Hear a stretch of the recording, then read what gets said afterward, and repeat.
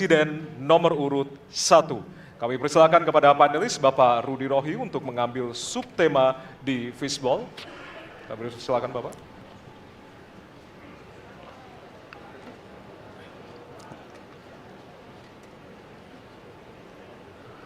Diperlihatkan kepada kami semua, Bapak.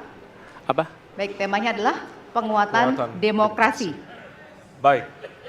Baik, selanjutnya kepada panelis Ibu Susi Dwi Haryanti untuk mengambil pertanyaan dari Fishball.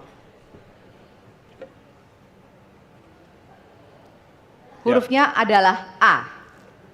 Penguatan demokrasi dengan amplop A. Baik. Masih tersegel Bapak Ibu?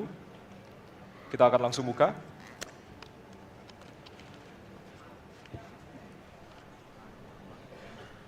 Salah satu pilar penting demokrasi adalah partai politik.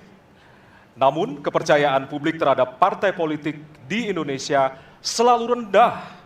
Pertanyaan, apa kebijakan yang akan Anda lakukan untuk melakukan pembenahan tata kelola partai politik?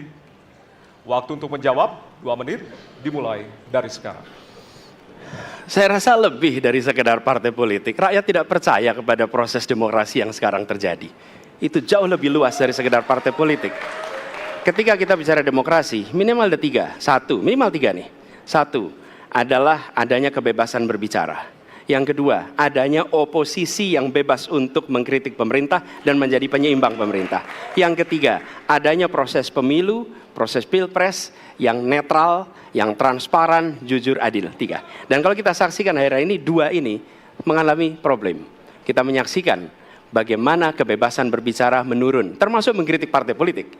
Dan angka demokrasi kita menurun, indeks demokrasi kita. Bahkan pasal-pasal yang memberikan kewenangan untuk digunakan secara karet kepada pengkritik, misalnya Undang-Undang ITE atau pasal 14, 15 Undang-Undang nomor 1 tahun 1946. Itu semua membuat kebebasan berbicara menjadi terganggu. Yang kedua, oposisi. Kita saksikan minim sekali adanya oposisi selama ini. Dan sekarang ujiannya adalah besok. Bisakah pemilu diselenggarakan dengan netralitas, dengan adil, dengan jujur? Ini ujian ketiga. Jadi, persoalan demokrasi kita lebih luas dari segala persoalan kepada partai politik. Nah, bagaimana untuk partai politik sendiri? Partai politik baru mengembalikan kepercayaan. Tapi di sini ada peran negara. Menurut saya salah satu masalah yang mendasar partai politik ini memerlukan biaya. Dan biaya politik selama ini tidak pernah diperhatikan di dalam proses politik. Untuk kampanye, untuk operasional partai, semua ada biayanya. Sudah saatnya pembiayaan benar, ada transparansi, sehingga rakyat pun melihat ini institusi yang bisa dipertanggungjawabkan. Jadi salah satu reformnya adalah reform pembiayaan politik oleh partai politik. Terima kasih. Baik. Waktu sudah habis, terima kasih. Kini kami persilakan calon presiden nomor urut 2 untuk menanggapi jawaban calon presiden nomor urut 1. Waktunya 1 menit dimulai dari sekarang. Mas Anies.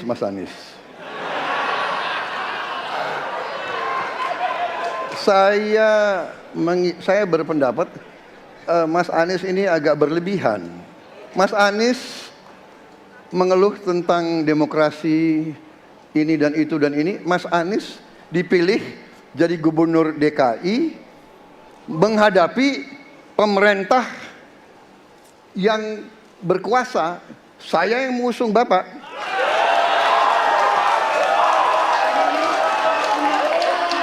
Kalau demokrasi kita tidak berjalan, tidak mungkin Anda jadi gubernur.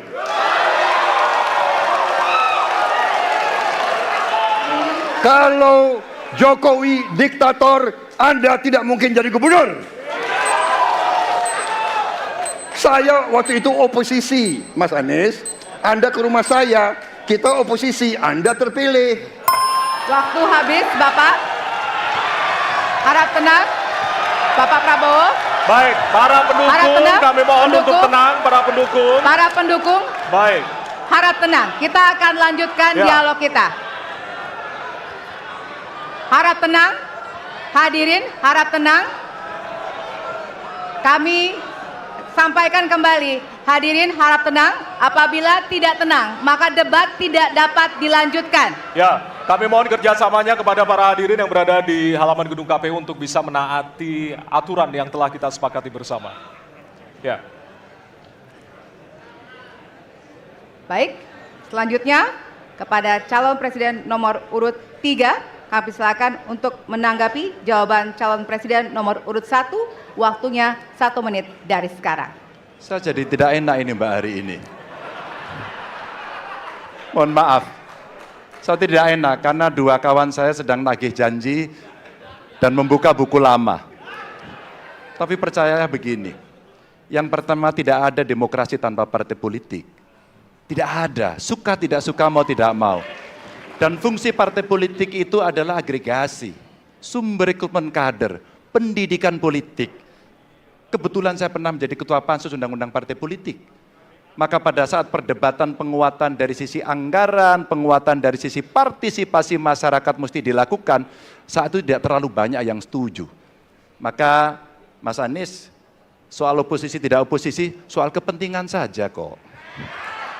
Kapan kita bertemu, kapan kita tidak bertemu, dan kemudian kita akan bersikap pada posisi masing-masing. Tapi yang penting, pendidikan politik kepada masyarakat itulah yang menjadi PR besar dari partai politik agar cepat dewasa. Oke, waktu Anda habis, Bapak. Ya, dan kita akan lanjutkan. Baik, kita akan lanjutkan debatnya, Bapak Ibu. Kita akan lanjutkan ke pertanyaan selanjutnya untuk calon presiden nomor urut 1. Ya. Untuk merespon Oke. tanggapan dari 2 calon presiden lainnya, waktunya 1 menit dari sekarang. Ya. Terima kasih. Ketika kita menghadapi sebuah proses demokrasi, di situ ada pemerintah dan ada oposisi. Dua-duanya sama terhormat. Dan ketika proses pengambilan keputusan itu dilakukan, bila ada oposisi, maka selalu ada pandangan perspektif berbeda yang membuat masyarakat bisa menilai. Karena itu oposisi itu penting dan sama-sama terhormat. Sayangnya tidak semua orang tahan untuk berada menjadi oposisi. Oke? Seperti sampaikan Pak Prabowo tidak tahan untuk menjadi oposisi. Apa yang terjadi? Beliau sendiri menyampaikan bahwa tidak berada dalam kekuasaan membuat tidak bisa berbisnis, tidak bisa berusaha. Karena itu harus berada dalam kekuasaan. Kekuasaan lebih dari soal bisnis, kekuasaan lebih dari soal uang, kekuasaan soal kehormatan untuk menjalankan kedaulatan rakyat. Baik, waktu Anda Baik, habis, Bapak. terima Kami kasih. mohon sekali lagi kepada para hadirin yang berada di Hadirin, halaman KPU. ditahan dulu. Baik. Baik.